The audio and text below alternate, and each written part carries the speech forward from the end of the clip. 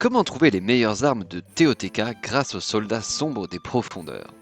D'abord, il vous faut trouver le soldat qui tient le type d'arme que vous cherchez. Il y en a trois: arme à une main, arme à deux mains et lance. Vous pouvez faire du repérage sur la map en chargeant ces cercles concentriques entre guillemets. Une fois ce genre de piédestal repéré, sauvegardez à distance lorsque la statue n'est pas chargée. Puis approchez-vous pour la faire apparaître. Regardez ce qu'elle porte, son type d'arme sera toujours le même, une main, deux mains ou lance.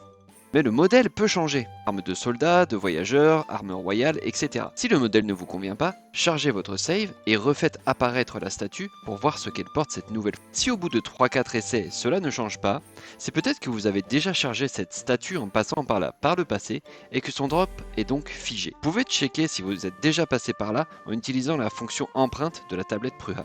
Il est possible aussi que l'objet soit simplement lock sur des armes de bâtière, ce qui est souvent le cas sous la plaine d'Hyrule.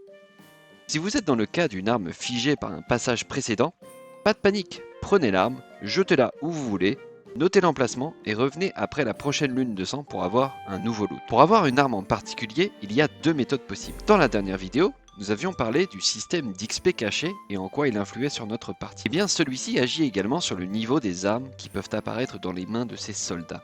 Plus votre niveau est élevé, plus vous aurez de chances de trouver les meilleures armes. La deuxième méthode, à mon sens plus simple, sauf si vous tardez à explorer les zones avec les armes les plus puissantes, est de trouver cette arme en version corrodée et de l'utiliser jusqu'à ce qu'elle se brise complètement.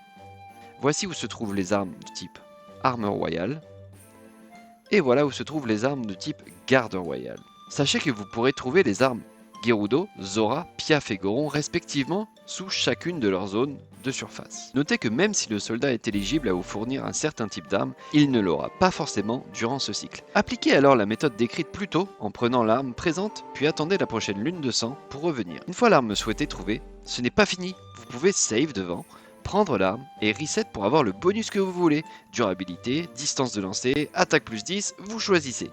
Si vous avez d'autres infos sur le sujet, partagez-les en commentaire. D'ici là, bonne chasse aux armes shiny, maintenant vous savez.